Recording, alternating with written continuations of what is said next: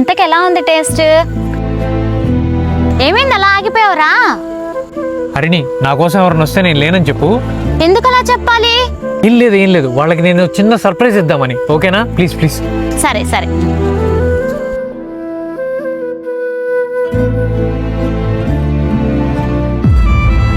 ఏమండి, రాజేష్ ఉండేది ఇక్కడేనా?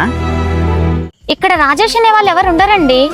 అది ఈ అడ్రస్ లోనే ఉంటారని చెప్పారండి. ఎవరో తప్పు అడ్రస్ ఇచ్చింటారు. నేనైతే చాలా సంవత్సరాల నుంచి ఇక్కడే ఉంటున్నారు. అలాంటి పేరుతో వాళ్ళైతే ఎవరు లేరండి. లేదండి, నాకు ఈ అడ్రస్సే ఇచ్చారు, ఇక్కడే ఉంటారని చెప్పి. అవునా? సరే గాని మీరు ఎక్కడి నుంచి వస్తున్నారు? నేనండి అవనిగడ్డ నుంచి వచ్చానండి. ఎందుకు? మా అన్నయ్య అండి బుల్లెట్ బండి కావాలని చెప్పి మా నాన్నగారిని అడిగాడండి. అందుకే మా నాన్నగారు పొలం అమ్మేసుకొని మరి డబ్బు ఇచ్చి పంపించారు మా అన్నయ్యకి ఇచ్చి రమ్మని చెప్పి. కానీ ఊరంతా తిరుగుతున్నానండి, ఎక్కడ దొరకట్లేదు మా అన్నయ్య. అయినా మీ నాన్నగారు చాలా గ్రేట్ అండి. ఎందుకో తెలుసా? ఇప్పుడు కూడా పిల్లల గురించి ఆలోచిస్తున్నాడు.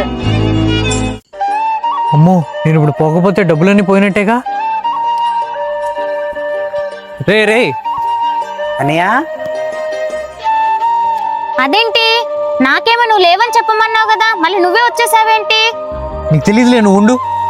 నాకు తెలుసు అన్నయ్య, డబ్బుల గురించి చెప్తే నువ్వు ఎక్కడున్నా సరే పరిగెత్తుకుంటూ వస్తావు. రే, ఏం మాట్లాడుతున్నావురా? అదేంటన్నయ్య, నీ చదువు కోసం నాన్న ఎన్నో అప్పులు చేశారు. ఇప్పుడు అప్పుల వాళ్ళు వచ్చి ఇంటి మీద పడి నాన్న మాటలు అంటున్నారు నాన్నగారికి.